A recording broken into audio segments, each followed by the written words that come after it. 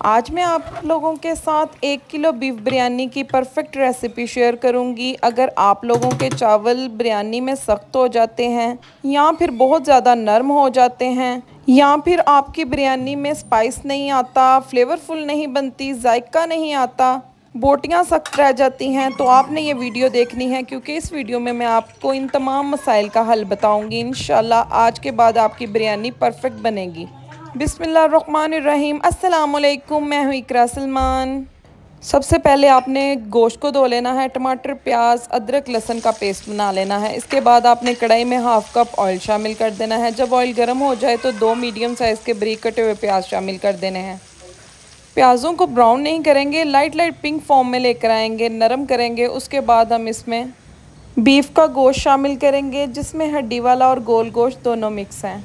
अच्छा, आपने ना गोश्त को हल्का हल्का सा फ्राई कर लेना है जब तक कि गोश्त का कलर चेंज नहीं होता। 3-4 मिनट के अंदर गोश्त का कलर चेंज हो जाएगा। अच्छा, फ्राई करने से ना गोश्त का टेस्ट बहुत मज़े का आएगा और कौरमा इसका बड़ा ज़बरदस्त बनकर तैयार होगा। बिल्कुल देगी देगी टच आएगा इंशाल्लाह।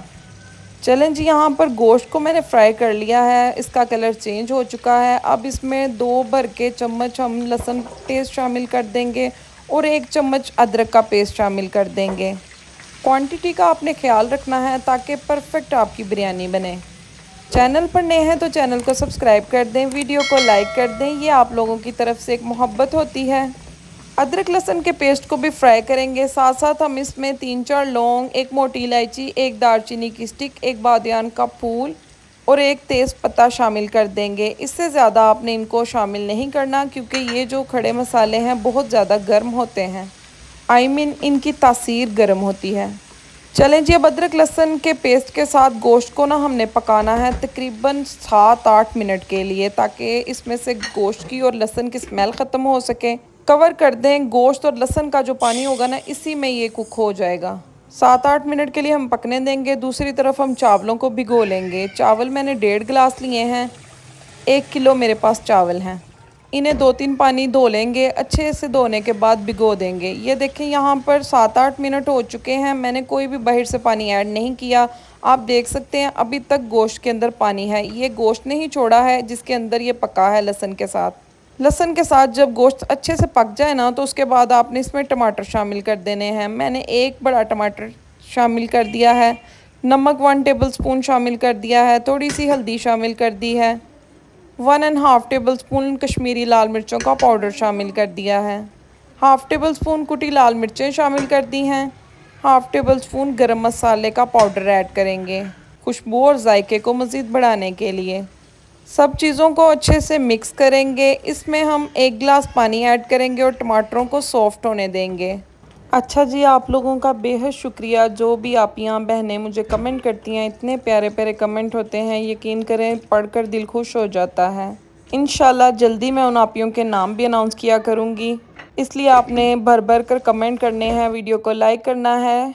अच्छा जी, यहाँ पर 5-6 मिनट हो चुके हैं। टमाटर बड़े अच्छे से सॉफ्ट हो चुके हैं। मैंने कवर करके पकाया था।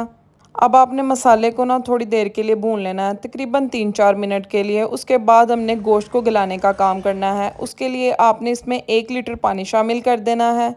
आधे से ज़्यादा काम हमारा हो चुका है। मसाला हमारा ऑलमोस्ट भून चुका है। बस कुछ चीज़ें रह गई हैं जो अभी हमने आगे जाकर करनी है जब गोश्त गल जाएगा। अब आपने कवर करना है, हाई फ्लेम पर बॉयल आने देना है। उसके बाद लो फ्लेम के ऊपर आपने इसे गोश्त को अच्छे से गला लेना है। 100% आपने गला लेना है, कोई कमी नहीं छोड़नी। ये देखें, यहाँ पर गोश्त गल चुका है। अब ना पानी भी काफ़ी हद तक ड्राई हो चुका है। अब आपने इसमें ना हाफ़ कप दही शामिल कर देना है। आलू बुखारा इमली जो मैंने भिगो के रखी थी उसे शामिल कर देना है। इससे भी बहुत मज़े का देगी फ्लेवर आएगा। अब आपने दही के साथ ना 3-4 मिनट मसाले को भूनना है जब तक कि ऑयल किनारों से सेपरेट नहीं हो जाता। दूसरी तरफ हम ना यहाँ पर चावलों को बॉईल कर लेते हैं। चावलों को आपने बहुत ज़्यादा पानी डालकर बॉईल नहीं करना। जैसा कि आपने देखा, मैंने 1.5 गिलास चावल लिए थे ना, तो 1.5 गिलास से थोड़ा सा ज़्यादा मैंने पानी ऐड किया है। ठीक है, आपने इस पानी को ना बॉयल आने देना है। इसमें नमक और आपने भर कर ना 1 चम्मच घी शामिल लाजमी कर देना है। घी से चावल बहुत नरम मुलायम बनेंगे।